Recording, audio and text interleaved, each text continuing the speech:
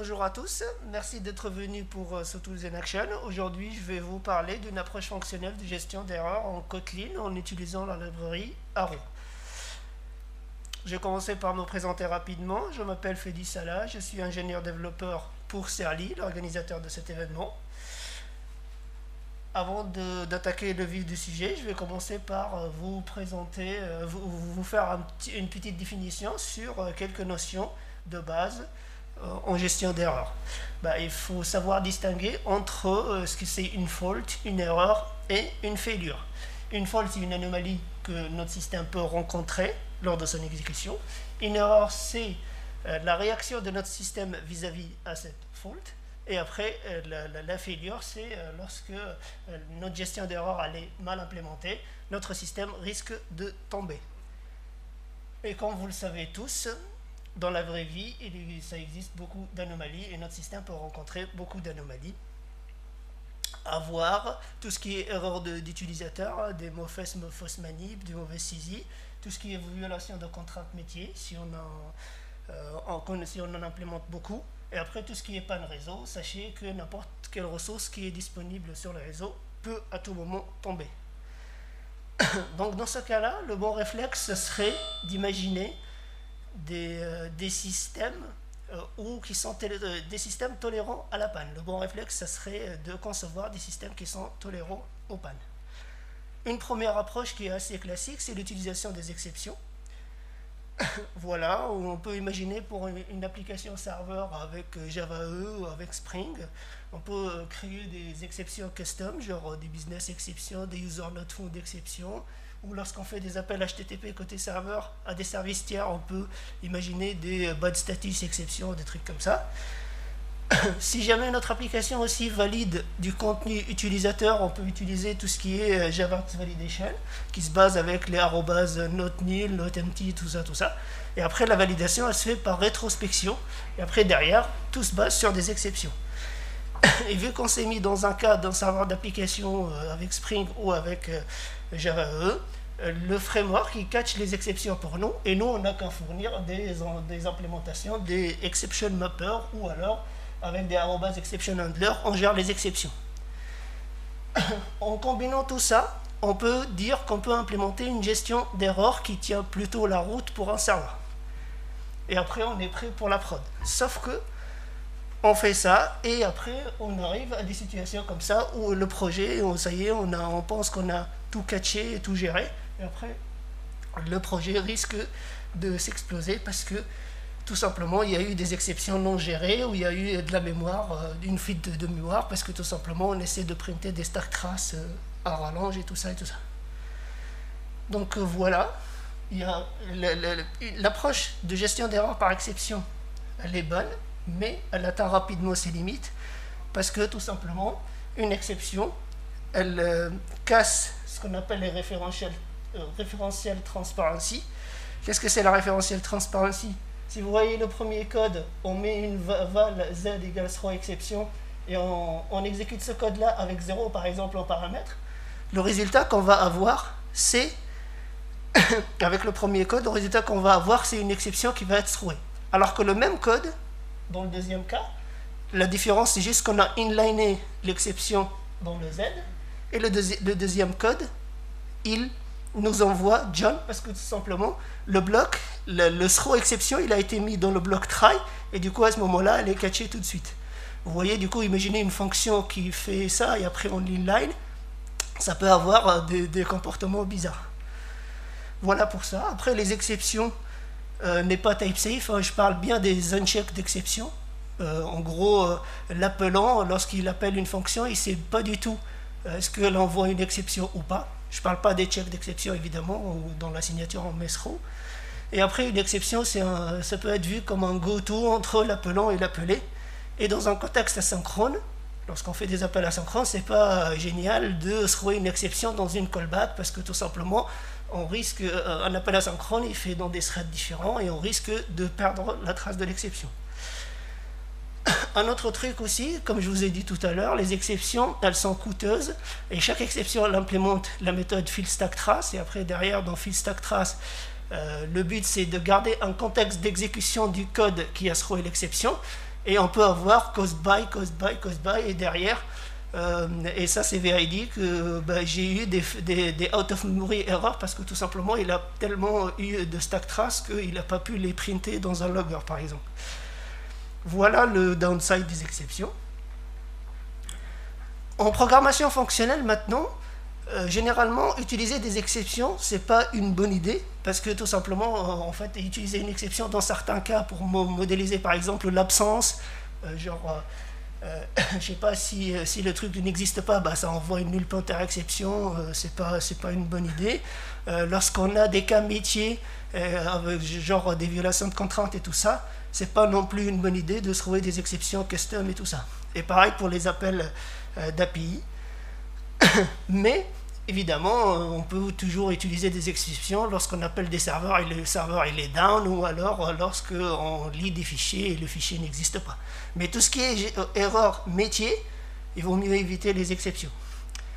Donc, est-ce qu'il y a une alternative maintenant fonctionnelle pour remplacer ces cas métiers là et la gestion d'erreurs de ces cas métiers? Et là, je vous parle de Arrow. Pour ceux qui ne connaissent pas, je ne sais pas si vous avez fait du Java avec Vaver ou avec Java Lang avant que ça devienne Vaver. Et Arrow c'est la même chose, mais c'est pour Kotlin. Actuellement, il est dans la version 11 et il introduit pas mal de paradigmes de programmation fonctionnelle connus, genre option, Either, functor, tout ça et tout ça. Je ne vais pas vous faire un cours sur la programmation fonctionnelle, mais avant d'avancer, je veux bien vous expliquer une notion qui est assez importante pour le reste de la présentation, qui est la monade. Qu'est-ce que c'est une monade? Une monade, c'est un concept ou un pattern qui définit une façon comment composer les données. En gros, ça se base vraiment sur des notions mathématiques de composition des fonctions. Je ne sais pas si vous vous rappelez vos cours de maths, f de g de x et tout ça, et après le f de g, on peut définir un groupe et tout ça. Bon, c'est un peu compliqué, vous pouvez trouver plein de définitions sur internet qui ne sont pas assez claires.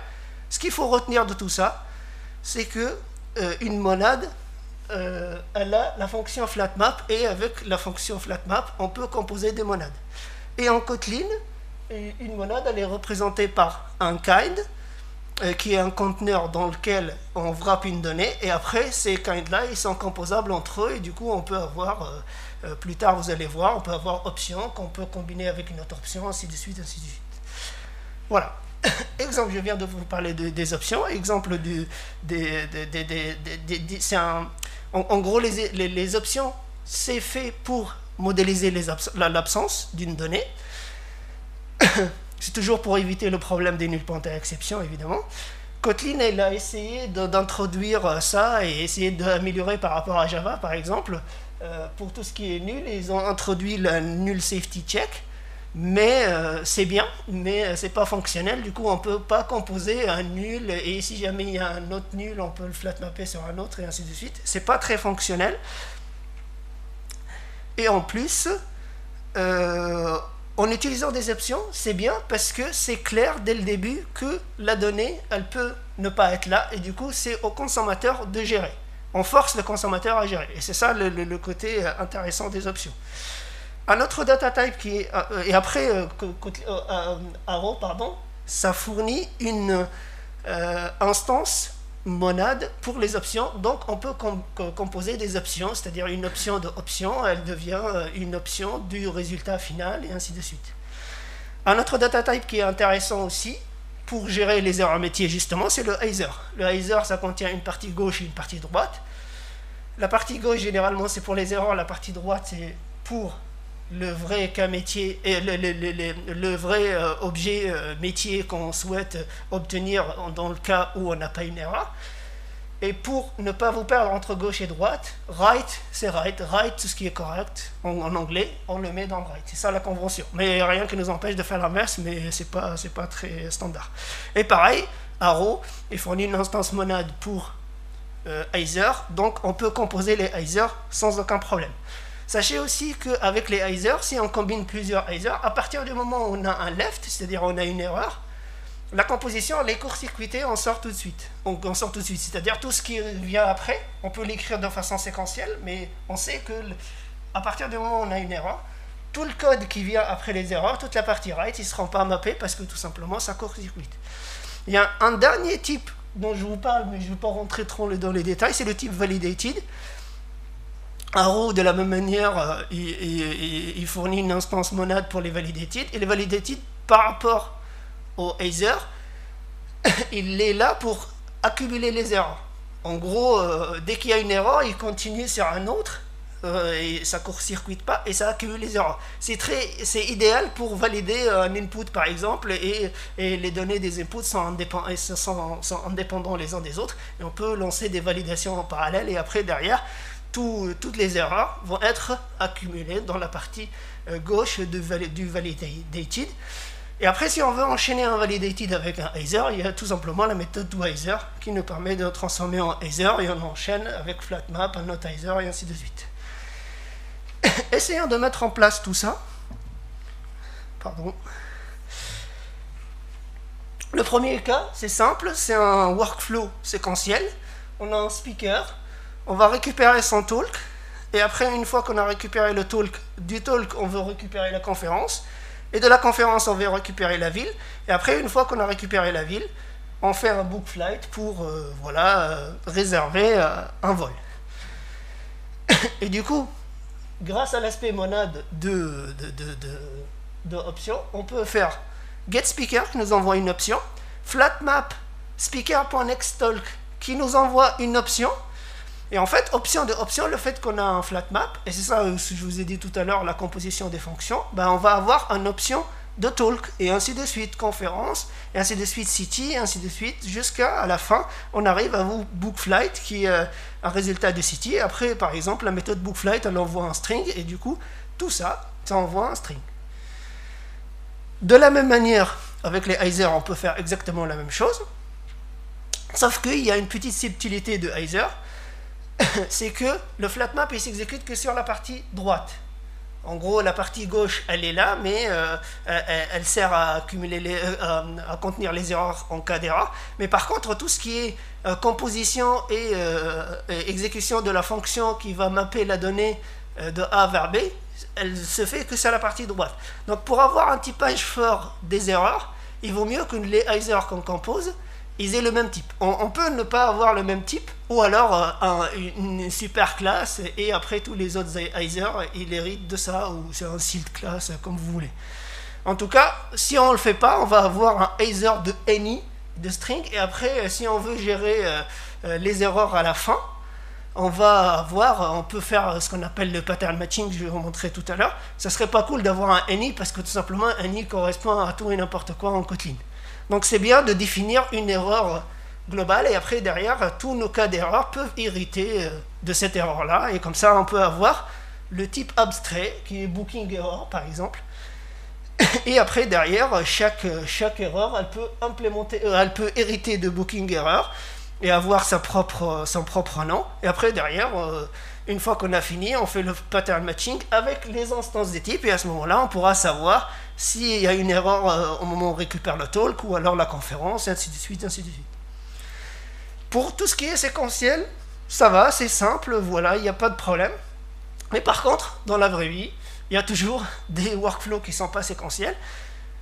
Je m'explique un peu mieux. Imaginons que bookflight, au lieu de prendre juste un city en paramètre, elle prend aussi speaker.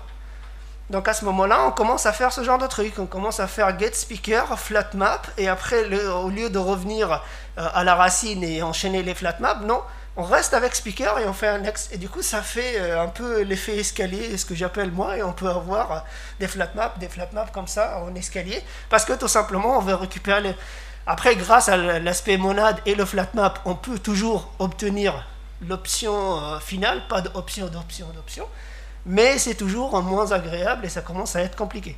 Pareil pour les Either, de la même manière. Donc, pour résoudre ce problème de structure, Kotlin il a introduit ce qu'on appelle les coroutines. Les coroutines, c'est des trucs, vous voyez-le comme async await, qui se base sur les générateurs en JavaScript, si vous connaissez un peu, ou alors vous pouvez le voir aussi comme les for yield de Scala. Non, plutôt pas tout de suite, mais En gros, ces coroutines-là, ça nous permet, en fait, c'est avec le mot-clé suspend dans Kotlin, et du coup, derrière, ça peut enchaîner, ça nous permet d'écrire du code de façon synchrone, mais en vrai, c'est asynchrone. Comme le async await en JavaScript, je vais parler de ça parce que je pense que vous avez tous manipulé ce genre de truc. En gros, au lieu de faire promise then et avoir un escalier de then, on peut juste faire des async await et après on fait try catch si on a envie, et après le résultat, grâce au async await, on peut écrire du code synchrone qui donne l'impression d'être synchrone, mais en vrai, ça s'exécute de façon asynchrone. Donc, Arrow, il arrive en se basant sur les coroutines Kotlin, et il a fourni un support pour toutes les monades. Donc n'importe quelle monade, on peut l'écrire. Arrow, il fournit un support avec suspend, et après derrière c'est la méthode flatmap qui est exécutée et qui va faire de telle sorte que notre monade, elle va exécuter la méthode, la méthode flatmap va être exécutée de façon implicite, et après derrière on peut faire du code synchrone, du style synchrone, mais qui fait flatmap derrière. Je m'explique un peu mieux avec l'exemple, vous allez voir. Donc au lieu tout à l'heure on a fait speaker.get speaker flatmap, en faisant juste either fx et en faisant ça, on peut écrire du code synchrone, non, du code classique, quoi, séquentiel, mais derrière c'est la méthode flatmap à chaque fois, et la méthode flatmap elle est exécutée grâce à l'opérateur point d'exclamation qui est devant, et qui lui va permettre de faire le binding entre les either. Donc on écrit comme si c'était, au lieu d'avoir de gérer un either de speaker de booking error, on va gérer juste le speaker parce que grâce au point d'exclamation devant. Et après à la fin, comme je vous ai dit tout à l'heure, on peut faire le pattern matching, et ça n'a rien à voir avec Arrow, c'est juste classique en gros. Si, ça a à voir avec Arrow parce que tout simplement un either à la fin, comme n'importe quel autre type, on peut avoir la méthode fold qui va exécuter deux fonctions, une callback qui va être exécutée sur la partie right et une callback qui va être exécutée sur la partie left. La première, c'est la partie right, c'est la partie left, pardon, et la deuxième, c'est la partie right. La première, c'est on gère les erreurs là. On va dire par exemple s'il y a une erreur missing conference à ce moment-là, on print nos conférences, ainsi de suite. Donc je vais vous faire une petite démo de ça rapidement. Je vais enlever le mode. Je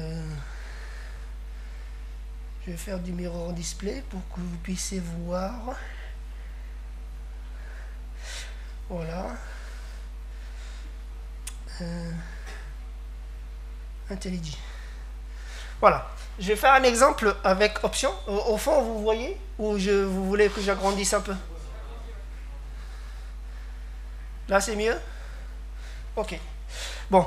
Là, c'est juste écrit des trucs qui n'ont aucun sens, mais c'est juste que derrière, voilà, c'est juste pour mettre en évidence les options. Genre, conférence, elle a une méthode getCity qui envoie une option de city, getTalk qui envoie une option, et le but derrière, de la façon classique, processFlight qui va faire un getSpeaker de 1, flatmap, nextTalk, flatmap, et après bookFlight. C'est exactement le même exemple. Maintenant, je vais essayer de le coder avec... pardon, je vous ai pas dit, mais le fait que Arrow supporte les coroutines avec les monades s'appelle la monade comprehension. Voilà. Donc derrière, en utilisant la monade comprehension, je vais faire... je vais pas écrire return parce que sinon ça va me gueuler sur la compilation. Et là, pardon, j'ai pas fait ça bien. Je vais faire option.fx. Et là, je peux faire getSpeaker de ID. Et on a dit val speaker égale. Voilà. Là, si je fais val, par exemple, le talk égale speaker point, vous voyez, le type speaker, c'est encore une option de speaker. Et avec ce petit ça, c'est bon, speaker change de type. Et ça devient un speaker. Et du coup, je peux faire un getTalk, nextTalk dessus. Et pareil, de la même manière, si je veux accéder à talk, je peux faire conférence égale talk .next, pardon, get conférence. Et après, voilà, val city égale conférence.get city, et de la même manière je fais ça. J'ai fait un exemple un peu complexe pour et là j'appelle bookflight, et à ce moment là, vu que tout est en gros sur la ligne, je peux accéder à toutes mes variables, tous les escaliers que j'ai, je les ai optimisés en faisant de la monade comprehension, et après derrière je peux utiliser city et speaker, et j'accède à toutes mes variables sans que ça soit vraiment l'effet escalier comme je vous ai dit. Et là je fais un return, et là ça va pas, si c'est bon, et là je vais l'exécuter. Normalement toutes mes options, là je mets un sum et ça string et ça en somme, normalement ça va marcher, genre pareil, option comme Either, elle a la méthode fold qui permet qui prend deux callbacks. La première callback c'est ou la première fonction tout simplement. Pourquoi callback? La première fonction c'est lorsque l'option elle est pas là, et la deuxième elle sera exécutée lorsque l'option elle est là. Et là le message, je vais essayer de l'agrandir, pardon, il dit you got message booked for speaker, parce que tout simplement ma méthode bookflight me renvoie booked for speaker. Par exemple, si jamais ça c'était none, c'est-à-dire l'option elle n'existe pas, vous allez voir, c'est le même code, sans de if, else, ni rien du tout. Là il dit sorry, parce que tout simplement, je ne sais pas laquelle option qui a failé, mais à ce moment-là, il n'a pas enchaîné sur le reste, parce que tout simplement l'option elle est non, et ainsi de suite. Voilà pour la petite démo. Je veux pas, Either c'est exactement la même chose, donc je ne vais pas vous faire ça. Donc je reviens à ma présentation. Je vais refaire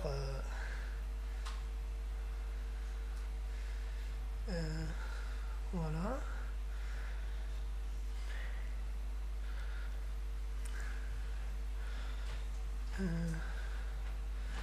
Voilà, juste pour vous dire, le code il est disponible sur mon GitHub à moi, ça s'appelle fp arrow flux. Flux pourquoi? Parce que j'utilise Spring Web Flux.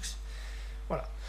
Donc pour aller un peu plus loin, Kotlin comme option et Either est validated. Ils ont aussi fait une liste K, 7K, pour, comme leur nom l'indique, hein, c'est des wrappers de listes et tout ça. Et pareil, ils font des instances monades sur ces trucs-là, donc on peut imaginer utiliser des listes K et faire la même chose avec des listes et avec des options et tout ça.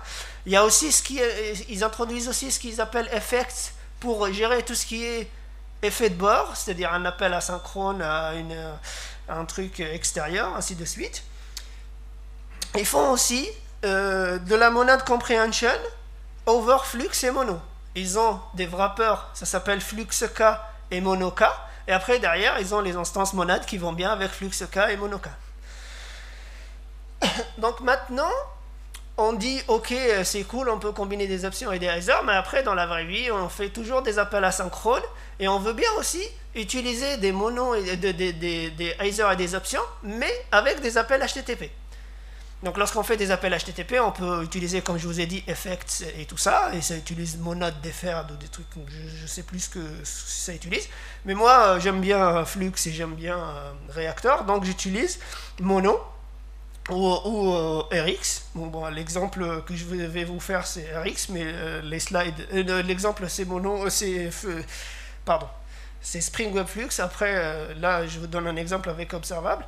Si on veut appeler un service extérieur qui envoie un observable de cas, et au lieu d'envoyer un observable de cas, il envoie un observable de option de cas ou un observable de Either de cas pour gérer les cas métiers dans la réponse et tout ça. Là ça devient un peu compliqué, parce que tout simplement si on essaie de combiner les deux, on perd un peu le côté flat map, parce que tout simplement, bon, j'ai spoilé ce que je vais dire, mais on va avoir une structure complexe à gérer.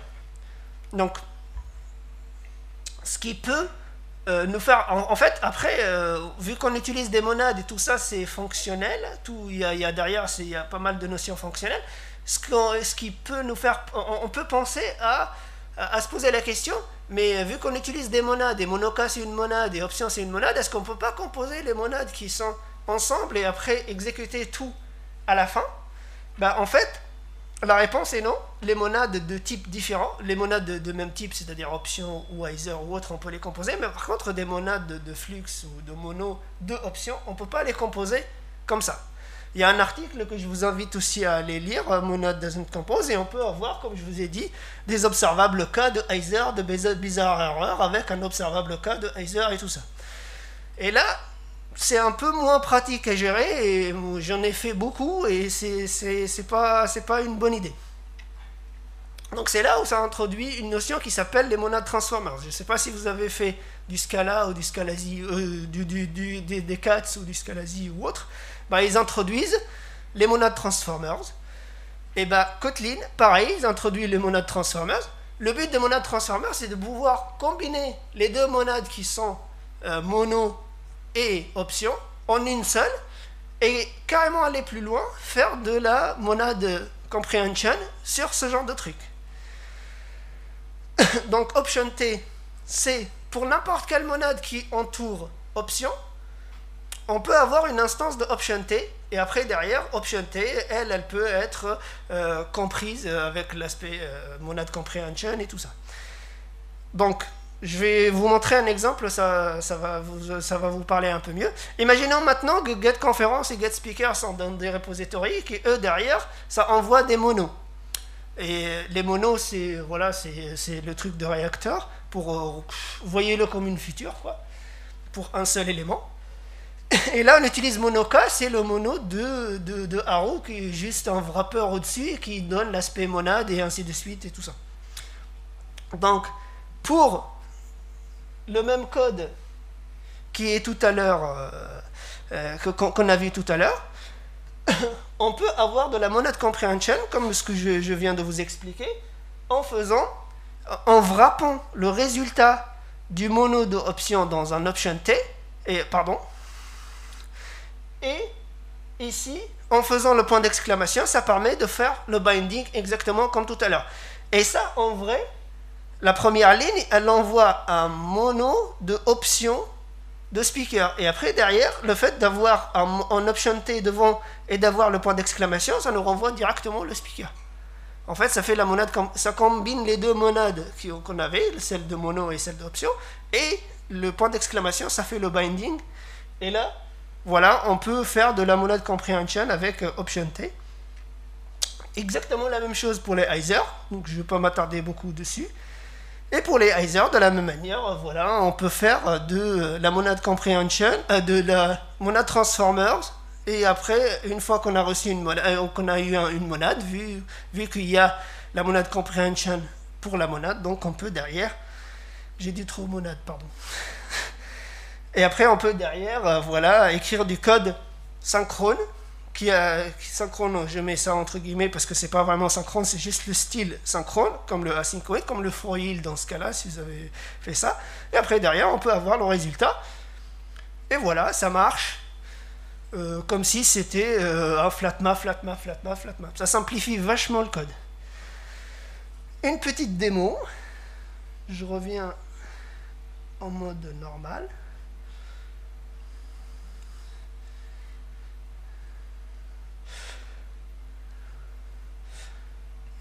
Et là, ISER-T.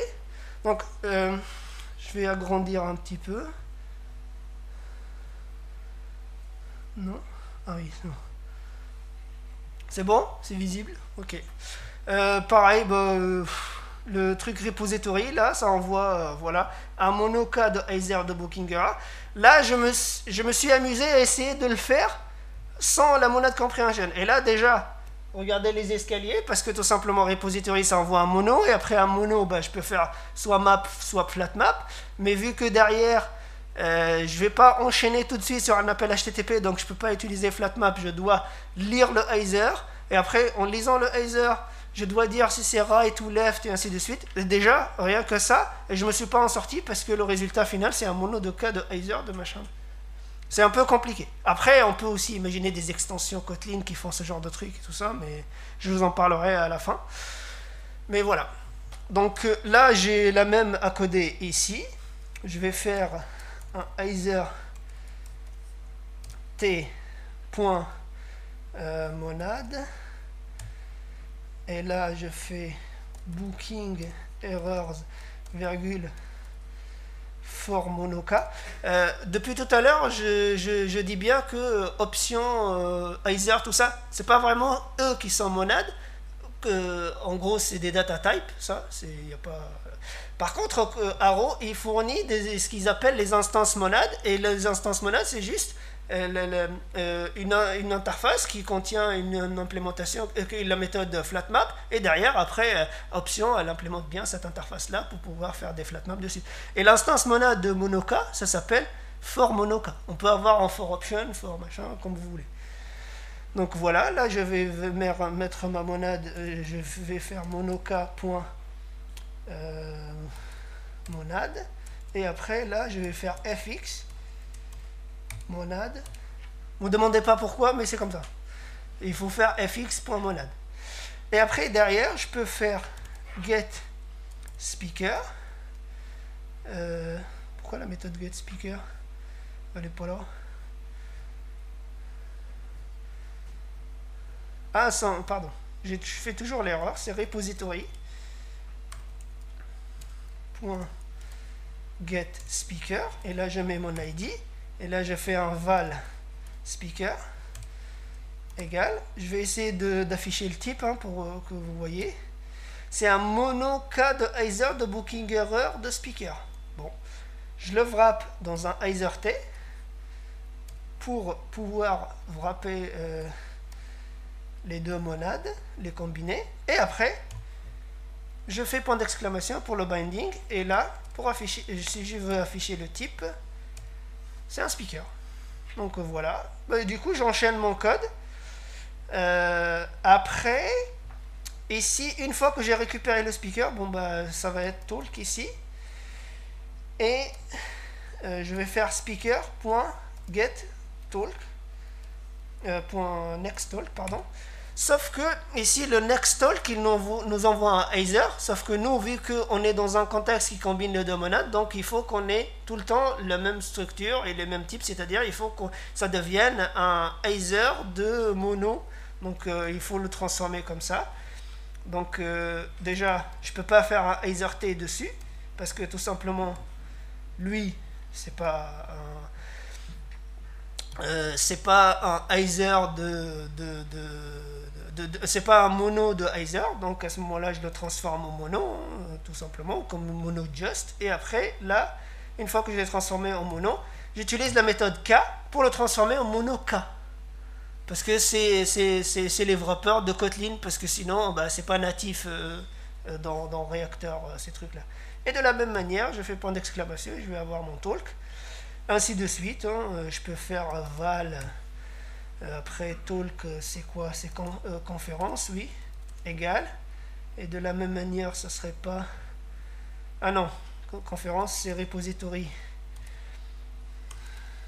parce que tout simplement c'est un repository, c'est ce que, et là ça sera talk.id, et là je fais un Heiser, non, oui, un Heiser T, pardon, de repository talk, et là, et la city c'est la même chose, donc je vais copier sur talk, parce que j'en ai marre,